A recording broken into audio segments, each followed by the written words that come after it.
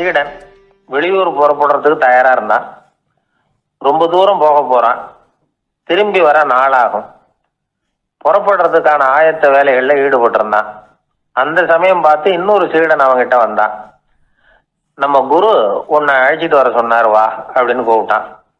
இவன் உடனே புறப்பட்டு போனான். குருநாதரை பார்த்தான். அவர் காலில் விழுந்து வணங்கினான். வணங்கிவிட்டு எழுந்திரிச்சான். அவ்வளவுதான். குரு ஏதாவது உபதேசம் பண்ணுவாருன்னு எதிர்பார்த்தான். ஆனா நடந்தது என்ன தெரியுமா? குரு அவனுக்கு ஓங்கி ஒரு அடி கொடுத்தார். எதிர்பாராம இந்த அடியை வாங்கினதும் அந்த சீடன் அதிர்ந்து போயிட்டான். பக்கத்துல இருந்த மற்ற சீடர்களும் திகைச்சு போய் நின்னுட்டாங்க. அடி வாங்கின சீடனுக்கு மனசுக்குள்ள குழப்பம். நாம என்ன தப்பு பண்ணணும்?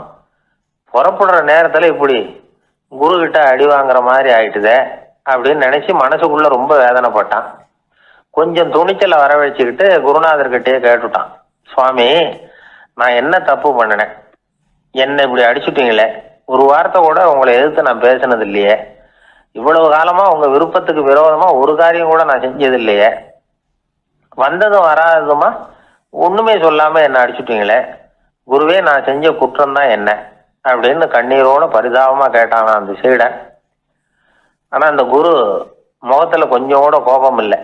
அவர் சிரிச்சுக்கிட்டே நின்றுகிட்டு இருந்தாராம். அதுக்கப்புறம் சொன்னாராம், என்னுடைய அருமை சீடனே, நீ ஒரு தவறும் பண்ணல. நான் உன்னை அடிச்சது நீ ஏதோ தப்பு பண்ணிவிட்டேங்கிறதுக்காக இல்ல. நீண்ட பயணம் போக போற, ஞாபகமா ஏதாவது கொடுத்து அனுப்ப வேணாமா? நீ ஞானம் பெற்ற பிறகுதான் திரும்பி வர போறேங்கிறது எனக்கு தெரியும். அதுக்கு பிறகு உன்னை வந்து அடிக்க முடியுமா? அதனால இப்ப கிடைச்சிருக்கிற இந்த வாய்ப்பை பயன்படுத்திக்கிட்டேன். அப்போதைக்கு இப்பவே அடிச்சுட்டேன், அவ்வளவுதான், வேற ஒண்ணும் இல்லை அப்படின்னாராம். குரு சிரிச்சுக்கிட்டே இப்படி சொல்றார். இருந்தாலும் இதுவும் ஒரு உபதேசம் தான். அதிர்ச்சிகளால விழிப்படைய வைக்கிறதும் ஒரு வழிதான். இது ஜென் வழி. பெரும்பாலும் அதிர்ச்சியின் மூலமாகவே ஞான தரிசனத்தை அருள்கிறவர்கள் தான் ஜென் குருமார்கள். நம்ம தியானம் தான் ஜென். இந்தியாவில இருந்து இது சீனாவுக்கு போய் கொஞ்சம் பேர் மாறி வளம் பெற்று ஜப்பான்ல ஜென் ஆகி வளர்ந்துருக்குது, அவ்வளவுதான். ஜென்கிறது தியானம். எதை நினைச்சும் தியானிக்கிறது இல்லை, எல்லாத்துலயும் தியானம் இருக்கிறதா சொல்லுது ஜென். பேசுறது, இருக்கிறது, நடக்கிறது, சாப்பிடுறது, சிரிக்கிறது, தூங்குறது, தொழில் செய்யறது அல்லது சும்மா இருக்கிறது எல்லாமே தியானம் தான். ஜென்கிறது ஒரு சுய தரிசனம். தன்னைத்தானே அடையாளம் கண்டுகொள்கிறது தான் அது. இல்லாத எதையும் தேடி கண்டுபிடிக்கிறது இல்லை. சென் மார்க்கத்தை பத்தி ஓஷோ என்ன சொல்றாரு தெரியுமா?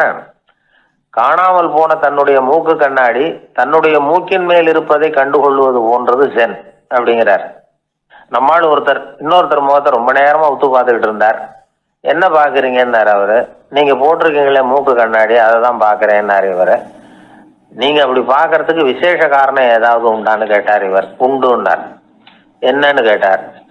நேத்திக்கு காணாம போன என்னோட மூக்கு கண்ணாடி அது அப்படின்னாராம் இவர்.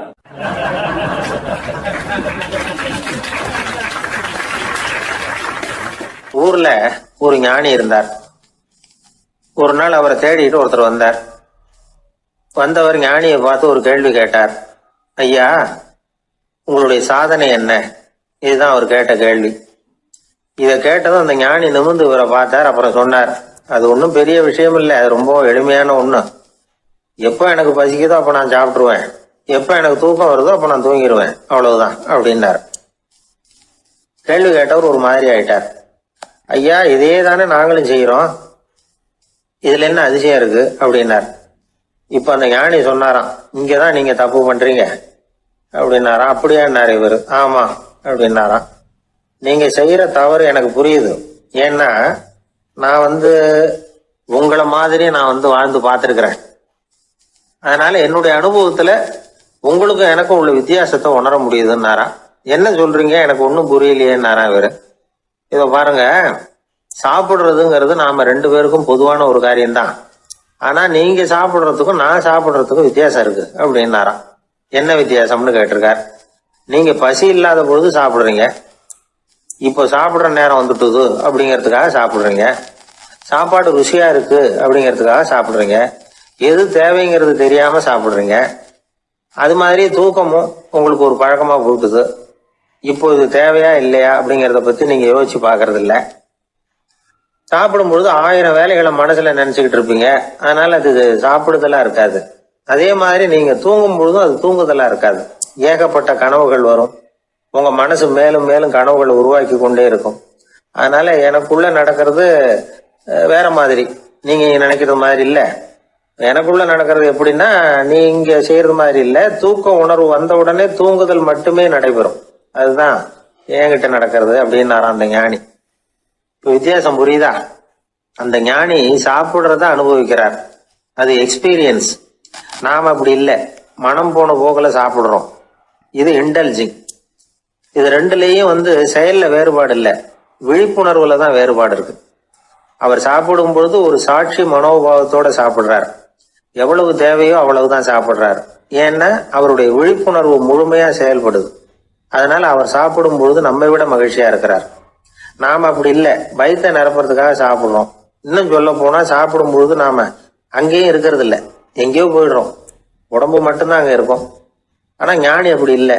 அவர் சாப்பிடும் பொழுது சாப்பிடுதல் மட்டுமே இருக்கும். எந்த ஒரு செயலையும் விழிப்புணர்வோட செய்யலாம், மனம் போன போக்கிலையும் செய்யலாம். விழிப்புடன் செய்யறப்போ செய்யும் செயல் நம்ம அனுபவமாகிறது, அவ்வளவுதான். இதெல்லாம் பெரிய தத்துவம் மாதிரி தெரியும். இருந்தாலும் நாம புரிஞ்சுக்க வேண்டியது என்னன்னா, எந்த காரியத்தை செஞ்சாலும் அதுல முழு ஈடுபாடு வேணுங்கிறது முக்கியம். அந்த அளவுக்கு முதல்ல நம்மளை மாத்திக்கிட்டா போதும். ஆனா நம்ம ஆளுங்க அந்த அளவுக்கு இருக்கிறது இல்ல, எல்லாமே அரைகுறை தான். கேட்டா ஞாபகம் மருதி. ஒருத்தன் என்ன பண்ணானா, விமான டிக்கெட் வாங்கிக்கிட்டு ரயில்வே ஸ்டேஷனுக்கு வந்துட்டான். அப்புறம் தான் புரிஞ்சுது தவறுதெல்லாம் இங்க வந்துட்டோம்ங்கிறது. உடனே அவசரமா விமான நிலையத்தை நோக்கி ஓடி இருக்கிறான். அங்க போய் கவுண்டர்ல கேட்டிருக்கான், மேடம் நான் தவறுதெல்லாம் ரயில்வே ஸ்டேஷனுக்கு போயிட்டேன், இப்ப விமானத்தையும் தவற விட்டுட்டேன், அடுத்த பிளைட்ல எனக்கு இதை மாத்தி தர முடியுமான்னு கேட்டிருக்கான். முடியாதுன்னாங்களாம் அந்த அம்மா. ஏன்னு கேட்டானா, ஏன்னா இப்ப நீங்க வந்திருக்கிறது பஸ் ஸ்டாண்டு அப்படின்னாங்களாம்.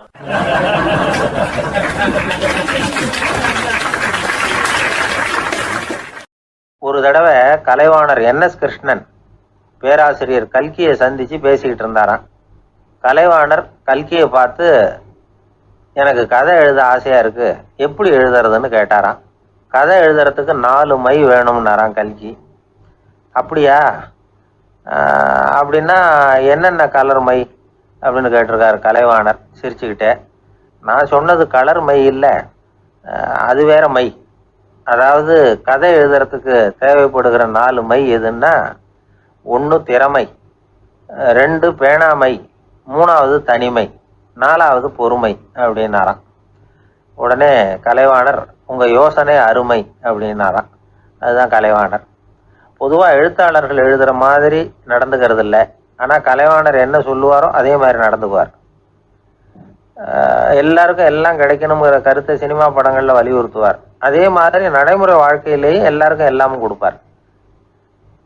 பணம், பதவி, புகழ் இப்படி எதுவுமே இல்லாத ஒரு சாதாரண மனுஷனா இருந்தா கூட இவர் மனுஷனுக்கு கொடுக்குற மரியாதையில கொஞ்சமும் குறைச்சல் இருக்காது. இந்த குணம் சாதாரணமா எல்லாருக்கும் இருக்கிறது இல்லை.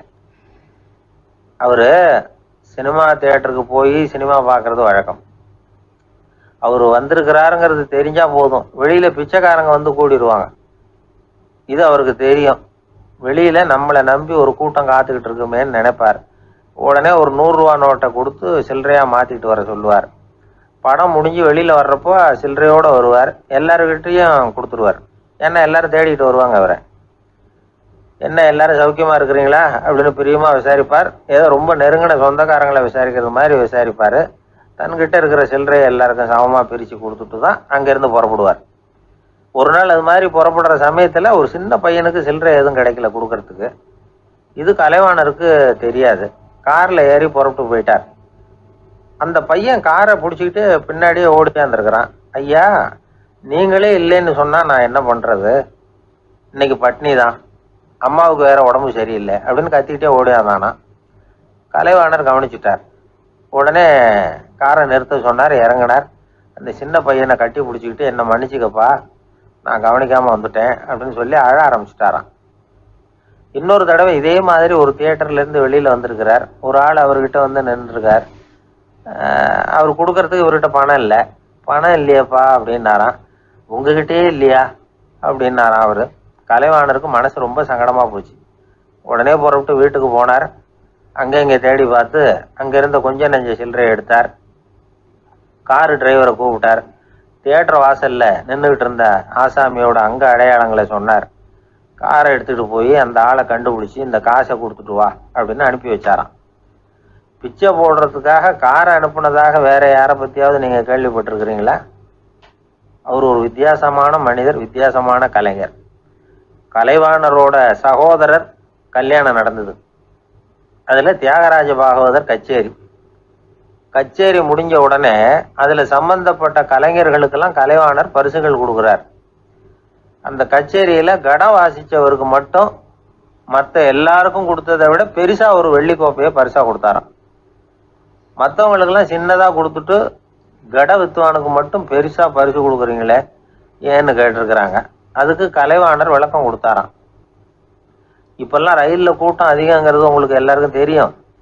இந்த வித்துவான் இவ்வளவு பெரிய மண்பானைய ரயில்ல ரொம்ப பத்திரமா உடையாம ரொம்ப தூரத்துல இருந்து கொண்டு வந்திருக்கிறாரே, அது என்ன சாமான்யமான காரியமா?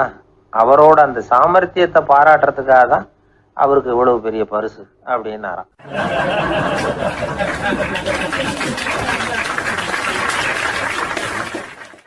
மனிதர்கள்ல சில பேர் ரொம்ப வித்தியாசமா நடந்துக்குவாங்க.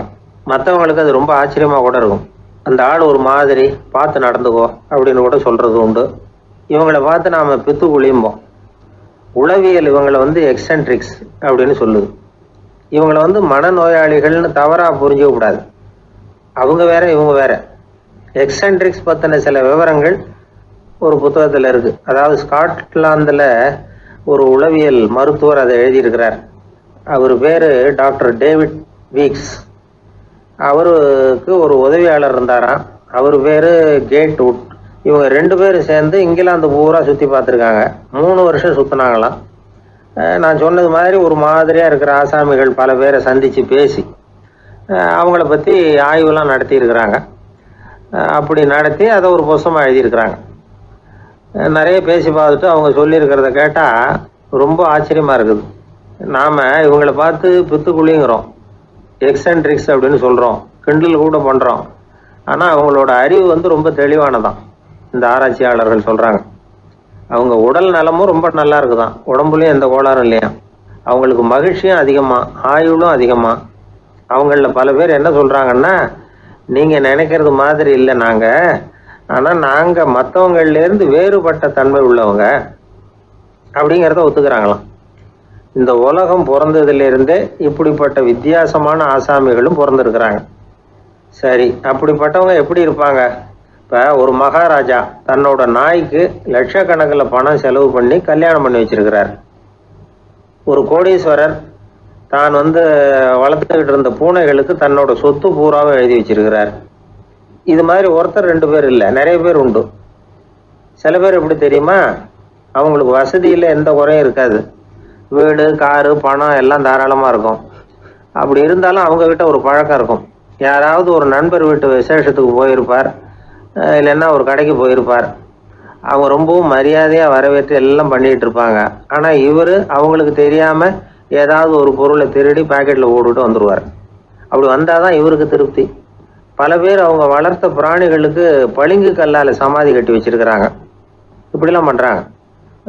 பல பேர் அவங்களுக்கு பிடித்தமான ஒருத்தர் எப்படியோ அதே மாதிரி தலைமுடி, தாடி வச்சுக்கிறது, உடை உடுத்திக்கிறது, மலை குகையில போய் குடியிருக்கிறது, இப்படி எவ்வளவோ வினோதமான நடவடிக்கைகள்.